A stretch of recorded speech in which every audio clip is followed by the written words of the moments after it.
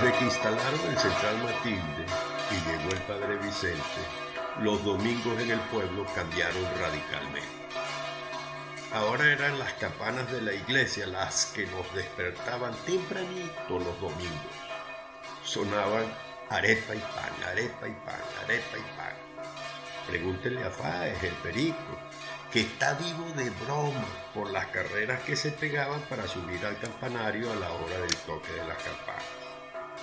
Al llegar arriba, cada quien agarraba unas masas de hierro, piezas de desecho, supongo, que debían sobrar en los talleres mecánicos de entonces.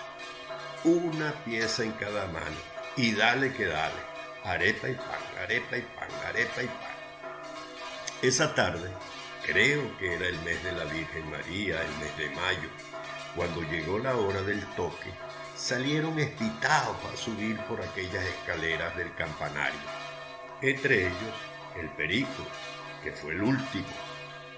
Alguien que estaba arriba, a lo mejor fumando escondido, se asomó apoyado a las barandas interiores y sin querer empujó con el pie una de aquellas masas, la que se fue en caída libre por el hueco de la escalera y llegó abajo en el momento en que Fáez empezaba a subir.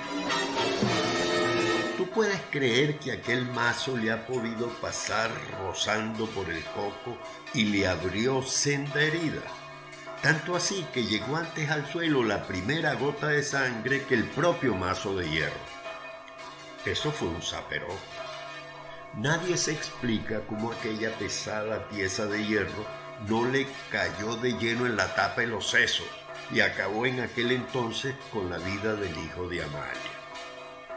Bueno, pero el cuento es que eran las campanas las que anunciaban antes que nada la llegada del domingo. A esa hora, tempranito en la mañana, era Joseito Castillo, el sacristán, el que las tocaba. Entonces, después del segundo retique, era cuando nos íbamos a misa, en especial las mujeres y los muchachos. A lo mejor debería decir a la Plaza Bolívar, si contamos a todos los que se reunían allá, bajo aquella acacia que estaba en la esquina del bar de Bigotes. No es que todos fueran muy religiosos, ni que fuera solo el miedo al reclamo del padre Vicente lo que los empujara, no. Muchos se iban era a esperar que pasaran las internas del colegio, con su uniforme blanco y aquella correa plástica azul, como el cubito de azurillo que usaba la mamá de Arístides Gámez para blanquear la ropa que les lavaba a los hombres solteros que trabajaban en el central. A la salida de la misa de 9, cuando había campeonato de béisbol y el cine de las 11 de la mañana se componía para después de la temporada, ya andaba por allí, por la plaza, con su uniforme de beisbolista y en chancletas, con los sprays en la mano, Pastor Farías y los jugadores que vivían en este lado del pueblo. Es que los campeonatos de béisbol juvenil y AA eran buenos con ganas. En uno, el Central Matilde contra el Sandino de Guama, por ejemplo, Naguará. Y en el otro, el equipo polar de Cruz Baiza contra los 9 de Pueblo Nuevo, o los Tigres de Tomás Ascanio. Para allá nos íbamos a pasar la mañana del domingo los muchachos de entonces. Matías, el nene Durán, Jorge, Ángel, Celio, Chepe, los que jugábamos la caimanera con pelota de goma frente a la bodega del Cabo Pérez. Era el mismo campo de ahora, pero sin nombre. Allá, apoyados en aquella cerca de paletas de madera que sustituyó al alambre de púas y protegía el terreno de juego que para variar donó el Central Matilde, desgranábamos la mazorca del tiempo entre las hazañas de Osvaldo Pajilla Aranguren, el Flaco Sala, Periquera, Arístides López, Juan Suárez, Fran Osorio, Manuelito Escalona, Francisco Vizcaya o cualquiera de los jugadores verdaderos estrellas que teníamos. Y así, entre raspados y chicha, se nos iba la mañana del domingo. Regresábamos con el sol más ardiente y luminoso que nunca jamás nadie se puede imaginar. Como un disco fundente nos calentaba la coronilla. Era como si lleváramos una boina de aluminio al rojo vivo. Íbamos a pie por aquellas calles que a esa hora ya lucían solitarias. La sabrosa modorra dominguera que se esparcía por todos los rincones del pueblo estaba esperándonos. Lo único que se oía en aquellas horas, pasada la 1 de la tarde, eran las querellosas voces de Tony Aguilar preguntando con quién se andarán paseando aquellos ojitos verdes, o lamentándose porque andaban adoloridos del dios. Cuando no era Mario Suárez que nos decía que las orquídeas son preciosas, y todo para poder hablarnos de la catira rosa angelina. Eran canciones que venían desde las entrañas de aquellos hermosos aparatos musicales, llenos de brillante colorido que llamaban rocolas.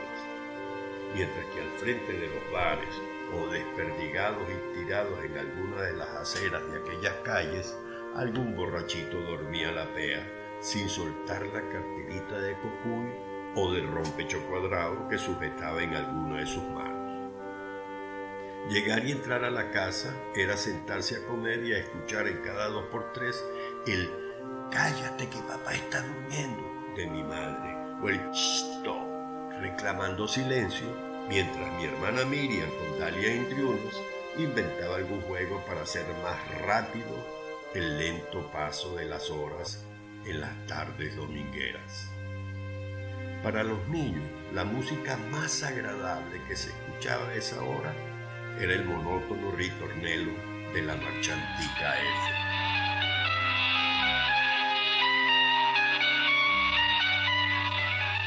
Después, cuando llegamos a tener bicicleta, después que junto a mis tías aprendí a dominarla en el patio de su casa, con aquella bicicleta muy grande para nosotros, que éramos un par de carrecitos, Philly o Norman, no recuerdo bien la marca, que era la que usaba su papá Mijail para salir a pasear en las tardes después que llegaba del trabajo o para ir de pesca y cacería los fines de semana. Recuerdo que para poder llegar a los pedales no la cabalgábamos. Pasábamos una pierna dentro del marco, con las manos en alto tomábamos el manubrio porque por encima del tubo no llegábamos, y así, entre porfías y caídas, aprendimos, lo que nos dio autoridad para pedirle a San Nicolás que nos trajera una. Entonces, después que aprendimos y las tuvimos, los domingos nos íbamos en patota hasta el Central Matilde. La bajada era una mantequilla, pero subir le roncaban los motores. Y llegábamos hasta Buchicacure, allá donde los Díaz o los Sánchez, o hasta San José. Y en las tardes, cuando ya casi se desplegaba desde el horizonte el oscuro manto de la noche, era aquel sube y baja por las rampas de la estación del ferrocarril. Y entonces fue cuando Faje el Perico pudo trabajar. Cuando llegó la lavandería France, que todavía no era tintorería ni era dry cleaning, llegó con aquellas bicicletas de reparto, buscando y llevando ropa casa por casa. Así ganó la plata con la que se mandaba a hacer aquellos pantalones, overol los llamaban, parecidos a los blue jeans, con la bota tubito y enrollada hacia arriba, que junto a los pantalones tornasol de Fossi nos mataban de envidia a unos cuantos zagaletones del pueblo. Cuando llegamos al bachillerato 1, a la técnica industrial se fueron otros. Reforzamos viejas amistades que hasta entonces eran circunstanciales. Resorte, Caplan, bueno, Ángel Saturno, que venía del grupo escolar Escalón y Calatayud, pero al que desde antes normalmente nos encontrábamos junto con Julito Díaz, con Eugenio Gons y otros en aquellas patinatas decembrinas. Antonio Abreu, tremendo pitcher junto a Hernán de Víez, el Gordo Víctor, Emiliano Rondón, Rapucho, Rey del Monte Monterrey, Valentín Chicuaco Mendoza, el recordado Douglas Landines, Robert Mendoza, Jorge Bolívar Naguará, gozando un pullero siempre con él, Enrique Pescado Quintero, Polito Chirino, Nelson Calvete, Fuad Fáez, Joaquín Vizcaya, Pedrito Sánchez y Jorge Durán, jugando ahora en nuestro propio partido de béisbol, o cayéndole a patadas a un balón de fútbol, allá en el aeropuerto del Matilde, a donde en el autobús del colegio nos llevaba el padre Ángel. Entonces, en uno de esos años, en vacaciones, vinieron las excursiones a Pachito y a Campo Elías, pero también llegaron las guerrillas y la inesperada muerte del padre Ángel. Y se acabó una forma de pasar los domingos. Más tarde, cuando dejamos de ser niños y ya andábamos en otras cosas, las tardes del domingo las ocupaba el Club Campestre. Era la época del twist, de la Caribbean Boys, de Marianito Piña, de Pastor Durán, Maritere Reyes, la otra Maritere, Roselena, la de Pomar, Lenchi, Ñaña, Miki, Pedrito Sánchez, Gustavo Delgado, Lorenzo Aldón, El Cabito Pérez, Ángel Jiménez, Reinaldo el Porteño, Carlos Vialco, María Martínez, José Marchuk, Antonio Chirino, Navarrito, Fuad, la muchacha aquella, Forchina. Fue una época muy dura porque para unos cuantos la timidez hacía estragos en nuestro espíritu juvenil. En las noches, después del baño y de vestirnos con las mejores galas, el cine. ¿Quién se puede olvidar del cine Lido? En él aprendimos a conocer y a querer a Pedro Infante, a Santo el enmascarado de plata, a Huracán Ramírez, a Raúl Ratón Macías, a Tere Velázquez y a su hermana Lorena, a Flor Silvestre y a Lucha Villa, o al cine Diana, de los hermanos Pilieri, con aquellas películas europeas, Totó, Sofía Loren, Brigitte Bardot, Marcelo Mastroianni, Luchino Visconti, o aquel personaje parecido a Tarzán que se llamaba Bomba. Y los espectáculos en vivo de cantantes, magos o hipnotizadores que ocasionalmente se presentaban, como aquella vez que hipnotizaron al negro Pedro, el chofer más buen mozo de la comarca, y alquilaron una úrcula y lo pusieron en el hall de entrada del cine Diana, porque que iba a pasar varios días allí dormido, como muerto, y los muchachos, con Douglas Landines a la cabeza, se llevaban una aguja y lo pinchaban, y él se quejaba porque no iba a poder ganarse los realitos que le habían ofrecido por aquella farsa, hasta que se hizo de vientre y les desgració la urna y perdieron todos. Y después, cuando estábamos afuera estudiando, cuando todo lo anterior ya se empezaba a convertir en recuerdo, en nostalgia, vinieron los domingos de reencuentro.